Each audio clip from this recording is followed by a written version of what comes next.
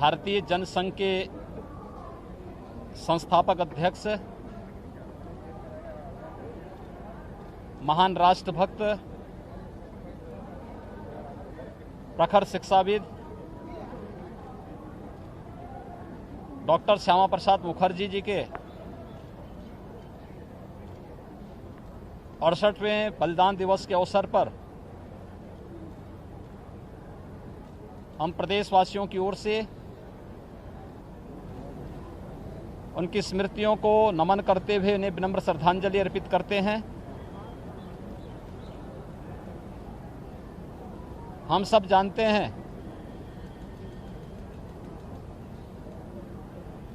कि डॉक्टर श्यामा प्रसाद मुखर्जी देश के एक महान देशभक्त थे, स्वतंत्रता संग्राम सेनानी थे,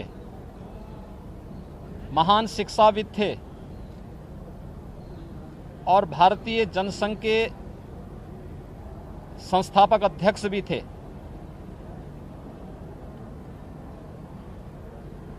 देश के अंदर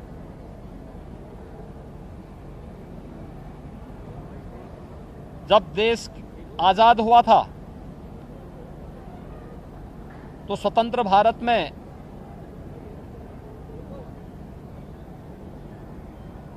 देश के अंदर उद्योग मंत्री के रूप में अपनी उल्लेखनीय सेवाओं को देते हुए उन्होंने देश को एक विजन दिया था। लेकिन जब कांग्रेस पार्टी की सरकार की कथित तुष्टीकरण की नीतियों के कारण उन्होंने सरकार से अलग हट करके भारत माता की सेवा के लिए अपने आप को समर्पित किया। भारतीय जनसंघ के संस्थापक अध्यक्ष बने और जब कांग्रेस नेतृत्व की सरकार ने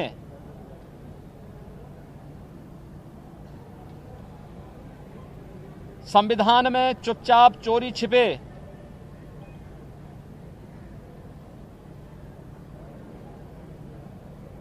धारा 370 को जोड़ने का कुत्सित कार्य किया था तो उसका प्रखर विरोध स्वतंत्र भारत में जिस महापुरुष ने किया था वह नाम था डॉक्टर श्यामा प्रसाद मुखर्जी का। उन्होंने उस समय एक नारा दिया था, एक देश में दो प्रधान, दो विधान और दो निशान नहीं चलेंगे।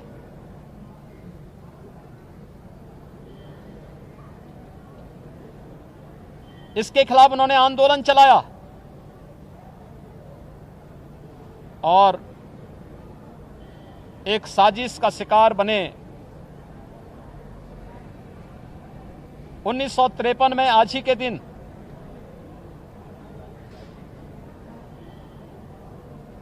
उनका महान बलिदान भारत की एकता का आधार बना। डॉक्टर श्यामा प्रसाद मुखर्जी ने जो सपना देखा था